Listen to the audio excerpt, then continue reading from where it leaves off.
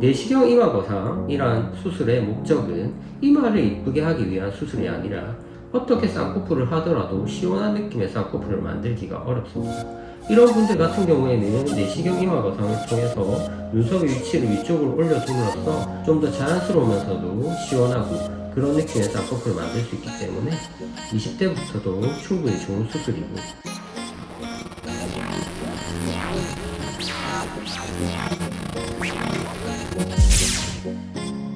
안녕하세요. 신원사회 원장 남경입니다. 오늘은 요즘 예전에 비해서는 수술을 하시는 분이 많이 늘었던 것 같아요. 예전에는 정말 이마 거상이라고 하면 정말 나이 드신 분들 50대 이상만 하는 수술이라고 생각을 하고 있는 경우가 많았는데, 정확하게는 내시경 이마 거상이란 수술은 20대부터 10대도 할 수 있죠, 하려면. 하지만 보통 미성년자는 잘 하지 않으니까 20대부터 이제 60대까지 고령의 환자분들까지 누구나 할 수 있는 수술이라고 생각하시면 되겠습니다. 많은 분들이 이마 거상이 항노화 수술이라고 생각하는 경우가 많은데, 이마 거상 같은 경우에도 고식적인 절개를 하는 방법과 가장 많이 하는 내시경을 이용한 수술 방법이 있습니다. 내시경을 이용한 이마 거상의 경우에는 사실 영어로는 포헤드 리프트 이마 거상이라고 얘기하기도 하고, 브로우 리프트 눈썹 거상이라고 얘기를 하기도 합니다. 그래서 좀 더 정확한 명칭은 내시경 눈썹 거상이란 말이 좀 더 맞을 것 같고요.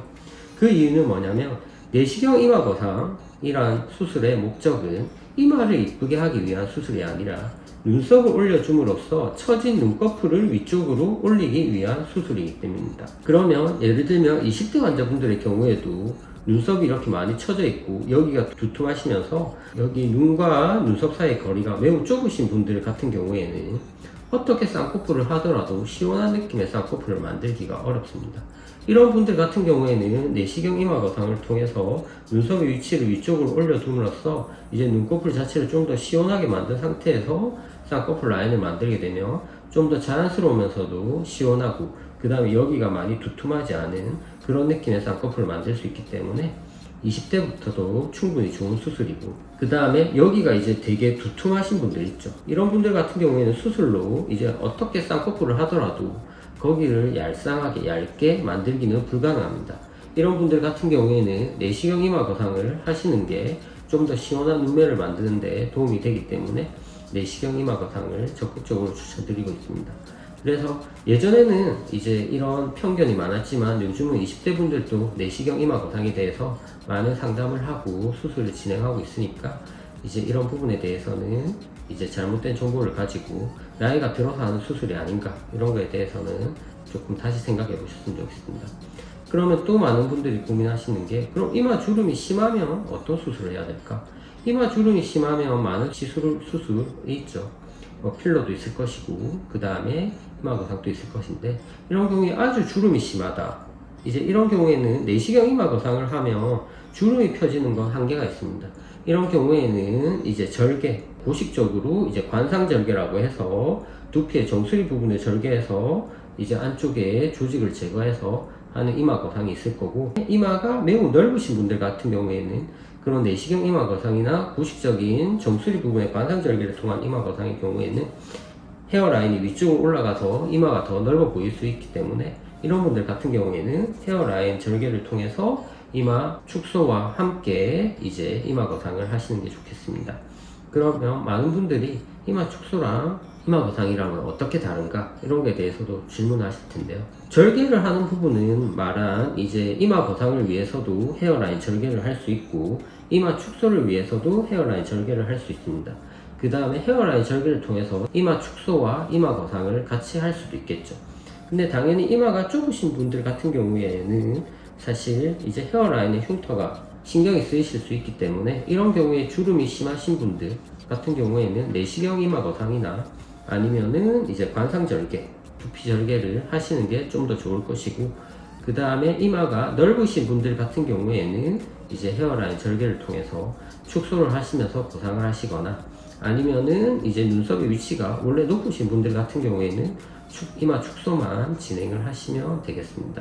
이제 기본적으로 이마 축소는 이제 이마 거상의 한 부분일 수도 있지만 단순 이마 축소를 위해서도 진행을 할 수 있고 수술법은 대동소이하다고 생각할 수 있고 가장 신경이 많이 쓰이는 건 이제 내시경 이마 거상이나 이제 관상절개를 통한 방법에서는 흉터가 그렇게 신경이 쓰이지 않지만 헤어라인 절개 같은 경우에는 이제 초반에 흉터가 좀 신경 쓰이실 수 있겠죠.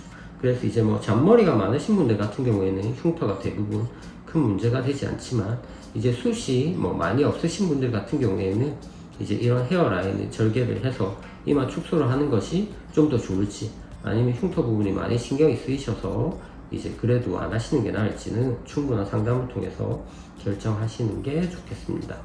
그래서 이마 거상과 이마 축소에 대해서 많은 분들이 큰 수술이 아니냐 이런 거에 대해서 많은 걱정을 하시는데 솔직하게 말씀드리면 쌍꺼풀, 절개 쌍꺼풀을 하는 것보다 내시경 이마 거상이나 이제 이마 거상, 이마 축소 등의 수술이 훨씬 더 빨리 자연스럽고 붓기가 빨리 빠지기 때문에 이제 너무 큰 수술이라는 생각을 하실 필요가 없고 대신 이제 내시경을 사용하고 그 다음에 추가적인 도구들이 많이 들기 때문에 수술적인 비용은 일반적인 쌍꺼풀 수술보다는 조금 더 비용이 있는 편이라고 생각하시면 되겠습니다. 많은 분들이 비용이 비쌀수록 큰 수술이라고 생각하는데 이제 수술의 난이도나 이제 그런 거에 따라서 이제 수술 비용은 달라지는 부분이기 때문에 참고하시면 좋을 것 같습니다. 그 다음에 이마 거상이나 이마 축소에 대해서 이제 생길 수 있는 부작용에 대해서 말씀드리면 흉터적인 부분도 있지만 그 다음에 감각 저하가 있습니다. 저희가 이마로 가는 감각신경이 여기 이제 상안하신경이라 해서 여기 상안하봉에서 나와서 이렇게 올라가고 정수리로 가는 신경은 이렇게 바깥쪽으로 와서 위쪽으로 올라가게 되는데 이제 이마 축소를 하거나 아니면은 이제 부식적인 이마 거상을 하는 경우에도 이제 이 신경의 일부는 손상될 수밖에 없습니다. 손상은 일부분은 축소를 많이 하시는 경우에는 무조건 일어날 수밖에 없는 부분이고요.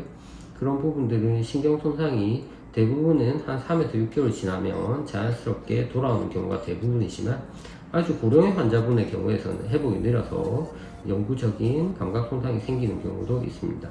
하지만 이제 감각적인 부분 외에는 이제 운동적인 부분이나 이런 부분은 큰 부작용이 없기 때문에 그런 부분에 대해서는 걱정을 하지 않으셔도 되겠습니다. 이렇게 이마 거상이랑 이마 축소에 대해서 간략히 말씀드렸고 이마 거상은 충분히 이제 눈두덩이가 좁고 이제 두툼하신 분들한테 아주 좋은 수술이기 때문에 이제 적극적으로 이마 거상이란 수술을 활용해 보시는 것도 좋을 것이라고 생각합니다. 감사합니다.